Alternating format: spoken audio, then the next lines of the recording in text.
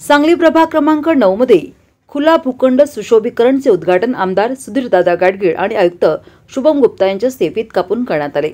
तसेच माजी नगराध्यक्ष बाळासाहेब वाघमोडे यांचे नावे उद्यान उभारणार असल्याची ग्वाही आमदार गाडगीळ यांनी दिली आहे। महाराष्ट्र शासन माझी वसुंधरा योजनेमधून मिळालेल्या बक्षिसाच्या रकमेतून आणि आमदार सुधीरदादा गाडगीळ, अतुल माने आणि भाजपच्या कार्यकर्त्यांच्या माध्यमातून प्रभाग क्रमांक 9 मधील शिंदेमळा आणि विद्या गृहनिर्माण सोसायटीमधील खुला भूखंड सुशोभीकरण करण्याचे उद्घाटन आमदार गाडगीळ, आयुक्त शुभम गुप्ता यांच्यासह ज्येष्ठ नागरिकांच्या हस्ते करण्यात आले। त्याचबरोबर शिंदेमळ्यातील खुल्या भूखंडास माजी नगराध्यक्ष बाळासाहेब वाघमोडे यांचे नाव देण्यात आले आहे। यापुढे सुद्धा या भागातील प्रश्न सोडवू अशी ग्वाही आमदार गाडगीळ यांनी दिली आहे। या अतिरिक्त आयुक्त रविकांत अडसुळे, विक्रम वाघमोडे, सुनील कुंभार, भूपाल सरगर, रुपाली अडसूळ, लवटे आबा, पीजी वाघमोडे, शामराव माने, बाळासाहेब मासुली, डीबी खेमलापुरे, सुनील माने, महावीर बुर्ले, सुभाष सपणे, सदाशिव वाघमारे, शांतिकुमार पाटील, राजू पठाण, रवींद्र ढगे, अमित देसाई यांच्यासह ज्येष्ठ नागरिक मोठ्या संख्येने उपस्थित होते।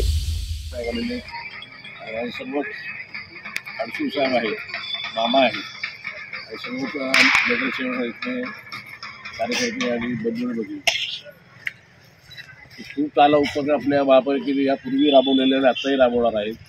आणि हे लोक बक्षीस काय असंही मिळालं नाही, पूर्वी चांगलं काम केल्यामुळे आपल्याला ते बक्षीस रूपाने मिळालेले आहेत। त्याचा चांगला विनियोग आपण करतो आहे। याची सुरुवात आपण ते आपल्या प्रभागात करतो।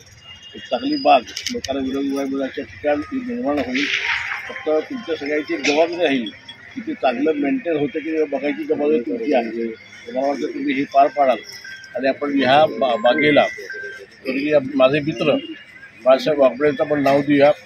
बाळासाहेब माझा संबंध खूप वेगळा होता। आम्ही गेले जवळजवळ 5 ते 7 वर्ष दर सोमवारी मुंबईला असायचो एका बसमधून गाडगे पडल्याबद्दल ती त्यांची बिलं वसुली करायला आम्ही आमच्या उद्योगाला जायचो। या अवस्था आमची मैत्री होती बाळासाहेबांची।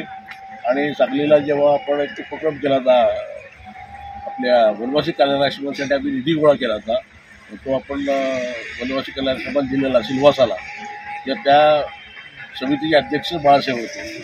अशा तऱ्हेनं पूर्वीपासून संबंध आहे। आता मुले पण आहेत, तर आपण चांगली बाग इथं निर्माण करूया आणि तुमच्या सगळ्यांसाठी विरोधना केंद्र हे होईल एवढं आपण बघूया। एवढं तुमचं सातत्य हे घेणार जे सांगली मिरज कुपवाड शहर महानगरपालिकेमध्ये पर्यावरण संबंधी जे खूप चांगली कामगिरी करण्यात आली होती, त्यानिमित्ताने एक मागच्या वर्ष सोडला तर आपल्याला 7 कोटी आणि 2 कोटी असे एकूण 9 कोटीची बक्षिसं शासनाकडनं पूर्ण राज्यात चांगली कामगिरी केल्यामुळे आपल्याला मिळाली होती।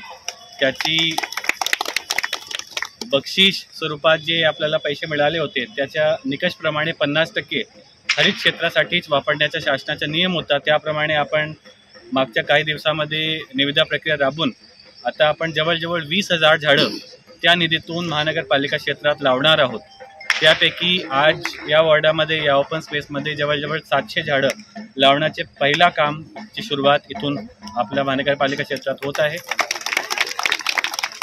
मी जास्त वेळ घेतला आणि कारण सगळे दादांना ऐकायला आतुर आहे, तरी फक्त एवढा सांगू इच्छितो की आपला हे जे उपक्रम आहे त्यातून आपण परत एकदा एवढा चांगला काम करूया। 20,000 पेक्षा जास्त झाडे लावूया, जेणेकरून परत पुढच्या वर्षी जेव्हा माझी वसुंधरा अभियानचं सर्वेक्षण होणार आहे त्यामध्ये परत सांगली मिरज कुपवाड शहर महानगरपालिकेला कुठली तरी चांगली बक्षीस शासनाकडून मिळावा। जय हिंद, जय महाराष्ट्र।